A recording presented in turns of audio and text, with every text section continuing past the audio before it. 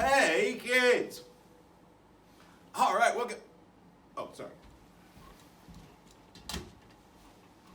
Ta-da! Welcome back to Guitar Lesson 3. So, if you've not watched Guitar Lesson 1 and Guitar Lesson 2, I highly encourage you to go back because we talk about tuning the guitar, putting our first notes out into the atmosphere, and we're going to start with this video just getting right into playing. Okay, so if you don't know how to tune your strings or don't know where to find G or how to play the G chord, go watch the older videos first. It's really important. But for today, I'm going to pick up a guitar and I'm going to play for you. No hesitation. Listen. That's not my guitar. That's not my guitar. Huh. Well, at least I can still show you how to play it. Why not? All right, so it looks a little bit different.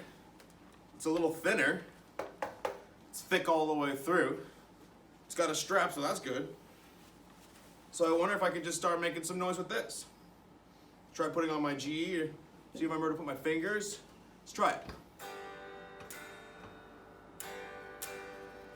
I don't hear that very well. Ah! Hey, who's there? Who's that? Hey, wait a minute. When did you get here? How long have you been in here? I've been here all day. Oh my. Waiting for you to play that G chord the right way. Oh, but you can't hear it, can you? I know, so it looks right, but I couldn't hear if you were actually doing it right. But I heard you. Whoa! Big difference, right? Oh my. So kids, obviously there's a little bit, obviously I'm a little confused here. Maybe, can everyone say hi to Mr. Dan? Hey, kids! All right, so Mr. Dan, you can't hear what I'm doing at all. So what am I doing wrong?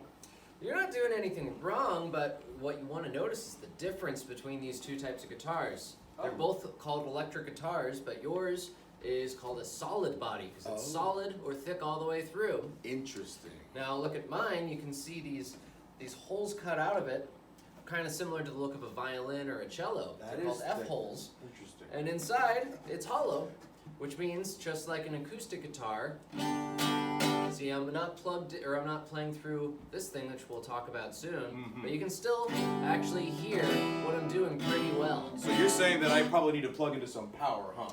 If you want to be heard by the masses or by the children. So what do I need to do first to get power? How do I get power? You need to have what's called an amplifier, which you're about to step on. Oh, hello. Oh, and interesting. And then you're going to want to turn that on, but only after you have plugged your guitar into it. You don't want to turn the amplifier on when it is like it is right now. You know, the Mr. cord Dan, plugged out of it. You know, I'm looking at these amplifiers and I'm seeing all these knobs. I am a little confused. Should we take a closer look? Yes, we should. All right, stick around. And we're back. All right, so we decided to take a closer look at these amplifiers because I saw a bunch of crazy twisty knobs on them and I got confused. So since Mr. Dan is here, I thought we could just take a closer look. So hold on, kids. Whoa, whoa. That was incredible. Cool. So I noticed that we're plugged in here. Now, I see it says input. Mr. Dan, what's an input? An input is what you put a instrument into. Oh. So you can have multiple inputs on an amp. For instance, I could plug in another instrument into this input over here. Oh, neat. And then I would be able to play a second guitar out of it. Oh, cool. That doesn't damage the amp at all? Nope. Wow. Okay, great. So right now I'm plugged into this one, Okay. which is giving me sound out of the amp.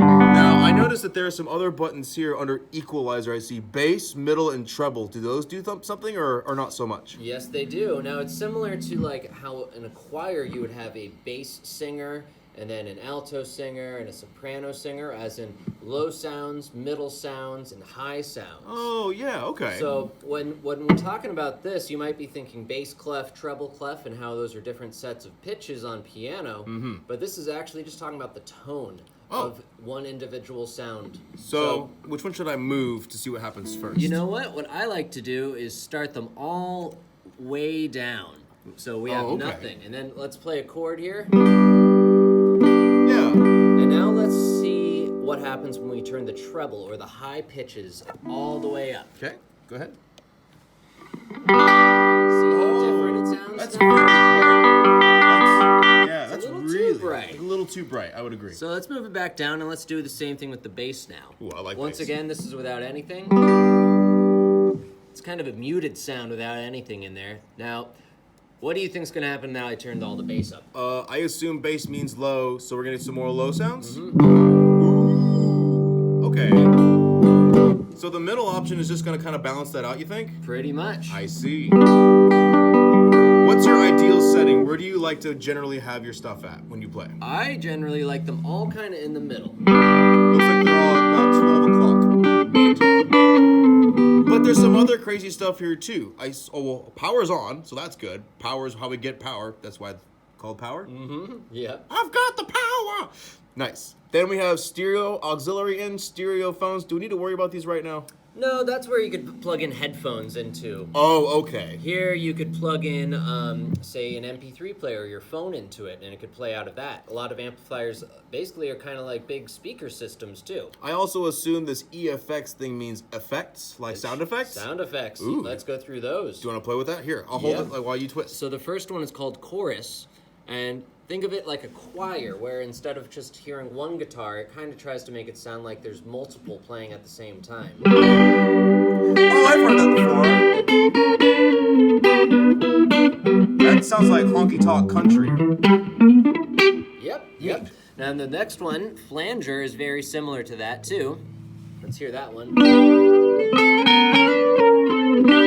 heard that one much more in like the Beatles and Jimi Hendrix. Yeah, that sounds like 80s pop rock a little bit. Mm-hmm. Okay. And then I see phaser and tremolo. What do you think? Phasers kind of, I think of in the middle of chorus and flanger, all similar sounds. It kind of sounds like a space laser to me, like a... Now, on tremolo, top of it. I assume, is going to shake back and forth. You sure are right. Nice. You can adjust the speed of it. Whoops, wrong one. That's okay. So now you have Oh, about that speed versus a really shaky Right. tremolo. But then I also see delay and reverb here. What do they do? Well, reverb is probably the most popular and my favorite sound effect, and what that does is it makes it sound like you're in a huge empty room. And then, like, you know that feeling when you clap inside of an empty gymnasium? Yes. And you can hear that clap continue afterwards? Mm-hmm. So I'll play a chord without anything, and you're going to hear that once I stop, everything stops. Yes. It just is silent.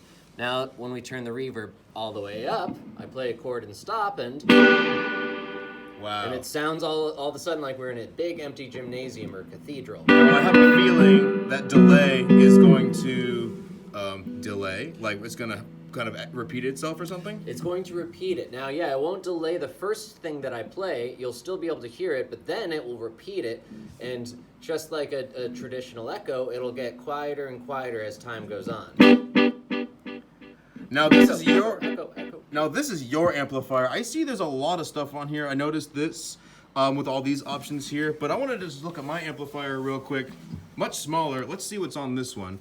It looks like we only have drive, volume, treble, and bass and phone. So I don't have very many options here, do I? Nope, but you have the two main ones, which are treble and bass.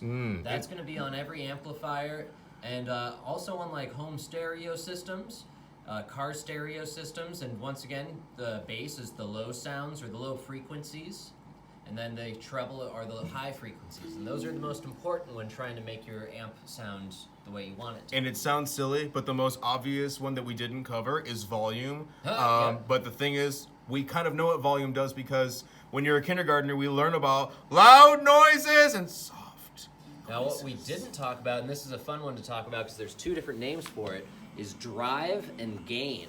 Oh, Now, do we've you have been- those on this one? Yeah, so right here I've got a gain volume knob.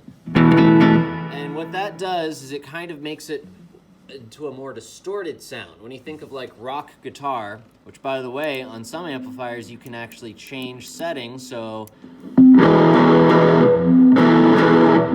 a sudden that's really, see, and now I turn the gain down and it stopped feeding back. So I can have the gain down right here. And it sounds a little bit more like rock guitar. Gotcha. But the more I turn it up, So, see, it's Just. as you can tell, Mr. Hurwitz, sometimes it really changes a lot when you twist these knobs. So you want to be careful with your amplifier, not just have fun twisting everything, because right now, it's too loud. Well, you're getting a lot of feedback there, I see. Well, you know what, Mr. Dan? Now that we've explored the amplifiers, I think it's time to start studying some playing techniques. What do you think? I think you're right. All right, so we're going to get back on our feet and we're going to start playing some music. So stay tuned. All right, and we're back. That was pretty amazing. I didn't realize that amplifiers could be so complicated. Wow. So you talked about power. Now we have to plug this amplifier into a power source, don't we? So what I've done is I went ahead and laid down this power strip. You probably don't have anything like this at home. This is for school people, but you could plug right into a wall. You could plug into a power strip that's much smaller, but your amplifier has to receive electricity from some kind of electricity source, which again you have on your walls.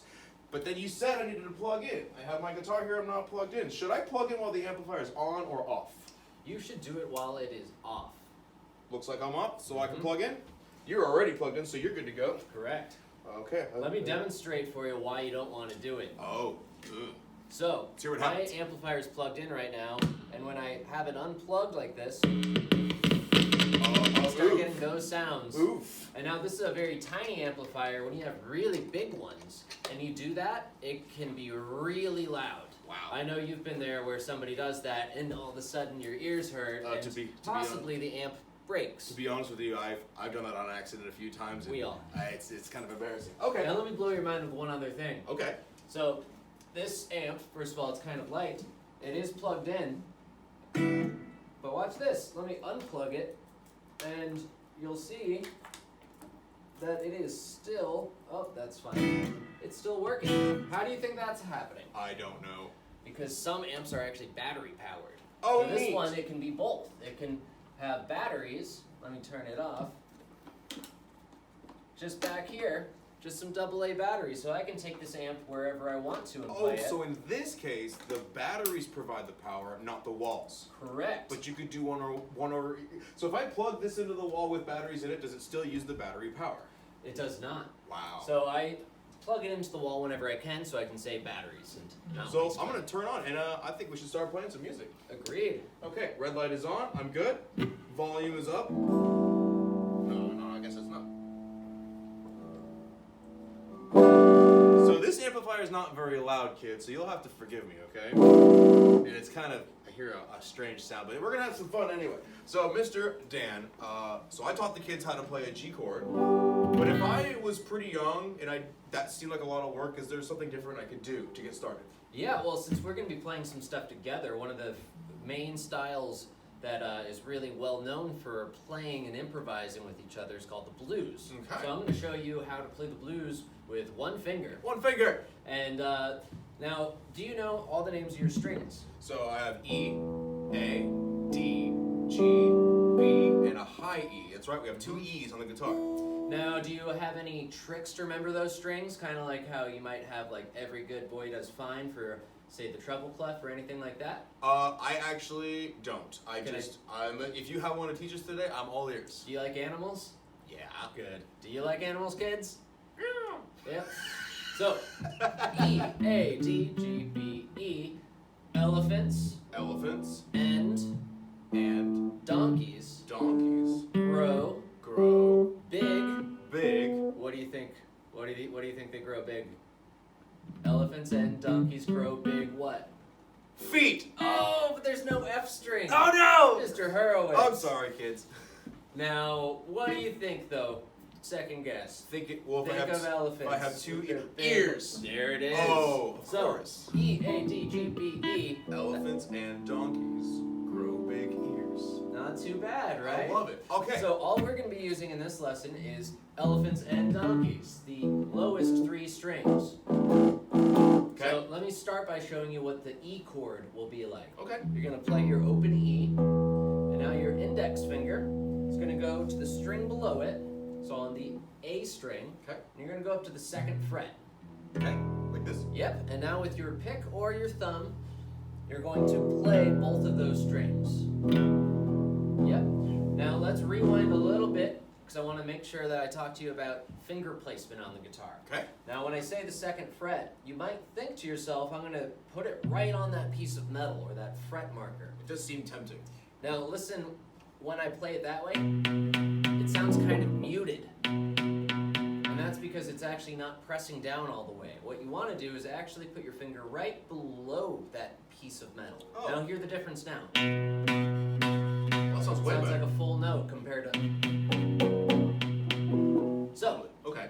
that's the main idea with these chords that we're going to be playing. The open string and then just the next string with the second fret.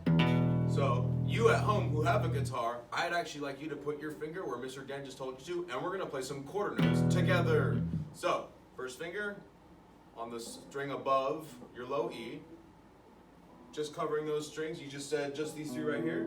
Just the bottom two, actually. Just the bottom two? Yeah. Oh, cool. But what we're going to do is repeat this on the other strings. We have three chords, the E chord, our A chord, and our D chord. Let's start with E. So, 1, 2, ready, go.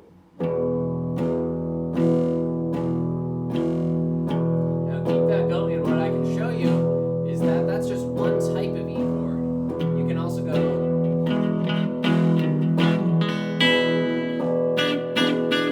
There's plenty of different ways to play an E chord all over the place. Cool. This is just one of the kind of fun, easy ways to do it. Which is a good place to start. So, what's next? Well, what was the next string we had? We had elephants, And. so Yeah. we have an A string. So we're going to repeat the same process and hit our A guitar open string. Okay. And put our index finger one string below on the second fret. So now you have to be a little bit more careful with where you play or pluck the strings, because we only want to pluck the A string and the D string. Oh, so if I accidentally hit these other ones, that's not good, right? So go slow. Yep. Now, do you need a pick, Mr. Hurwitz? I usually have one, I've but got one right here for you if you'd like. oh, neat, that'd be helpful. I tend to not use a pick because I'm lazy. That's way easier. What? Kids, use a pick. Don't be like me. That's way easier. What am I doing? Alright. And then, can you guess what we're going to do for the D chord? Same thing. Same thing, but on the D string. So I'm only using one finger to put on the second fret of this above the string we're currently playing. So if this is E, this is A, and then this is D. Well, that's too easy, I think. That's gotta be. But I'm sure we can do something to make this cool. We can put it into a song form. Okay, what would you like me to do first? So we're going to start on the A chord. Okay. We're going to do that 4 times. Then we're going to go to the D chord. 1 second. Take your time. Got it. 4 of those. Back to the A. We're going to do 8 of these. 3, 4. Then count again. 1, 2. Let's do 4 of the D. And then actually 4 more of the D. Back to 8 A's. This is starting to sound like music. Now we're going to go to our E chord for 8. Back to A. And then why not one more for E? And then back to A, and that's the top of the song. Wow. So, Mr. Dan, I think to end this video, I think I should demonstrate that, and you can show the kids at home what they'll be able to do after they practice for long enough. Okay, sounds good. So you said A and then D, and then A and then E again. It's a little bit more than that. It'll go. And here, do you want me to play it fast? Yes, Yeah. that actually might be fun. So we're gonna go A, D, A, and then A again. D, A to E. Stay on E, and A. 1, 2, ready, go.